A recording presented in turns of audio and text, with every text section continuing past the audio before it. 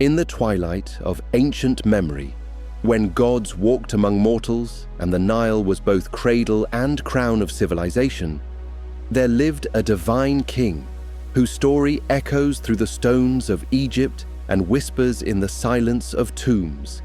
His name was Osiris, king, judge, and god of the underworld, the one who died and rose again.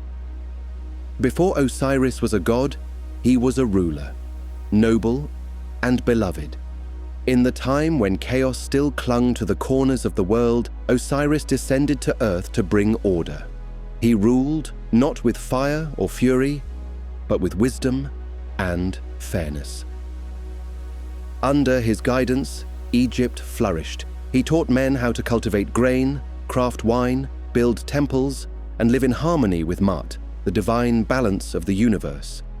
He was a beacon in a wild world, and his light drew both admiration and envy. Beside him stood Isis, his queen and sister, whose devotion would one day become legend. Together they governed a golden age, their union a symbol of harmony between male and female, life and death, earth and sky. But in the shadow of Osiris's throne lurked his brother Set, god of chaos, storm, and disorder. Set could not abide Osiris's popularity, nor the stillness of peace that smothered his tempestuous nature. With cunning and cruelty, Set devised a trap. He crafted a splendid chest, shaped perfectly to Osiris's form, and promised it to anyone who could fit within it. At a grand banquet, Osiris, ever gracious and unsuspecting, lay within it. And in that moment, Set sealed the lid shut, nailed it closed with iron, and cast it into the Nile. The river carried the coffin away, and with it, the breath of Egypt's golden age. Grief tore through the hearts of the people, and none mourned more deeply than Isis. Driven by love and fury, she wandered the earth in search of her husband's body. Her journey took her to Byblos, where the chest had come to rest within the roots of a great tree. With the help of her sister Nephthys and the wisdom of Thoth, she recovered Osiris's body and brought him back to Egypt. But Set was not finished. In a rage, Set found the corpse and tore it into 14 pieces, scattering them across the land. Undaunted, Isis took once more to the wind, gathering each fragment, weaving a spell of resurrection so powerful that the gods themselves held their breath. With her magic and mourning, she reassembled Osiris, and for a brief time he lived again, not as a man, but as a god reborn. From their union in this moment of divinity came Horus, the falcon-headed son destined to avenge his father and reclaim the throne. But Osiris did not remain in the world of the living. His resurrection was not of the flesh, but of the spirit.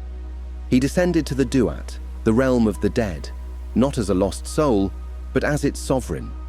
The dead called him Un-Nefer, the good being, for in his death he became the judge of souls, the keeper of balance, the eternal guide of the departed.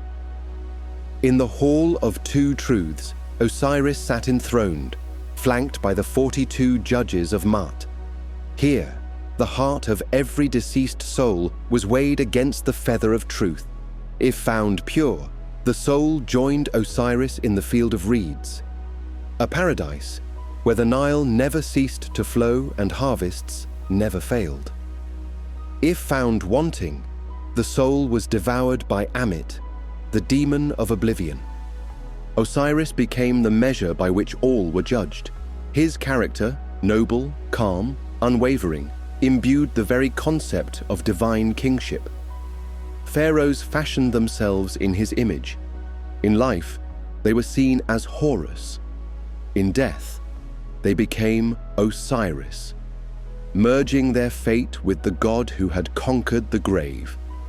Unlike the wrathful deities of other worlds, Osiris was a figure of compassion, patience, and introspective power.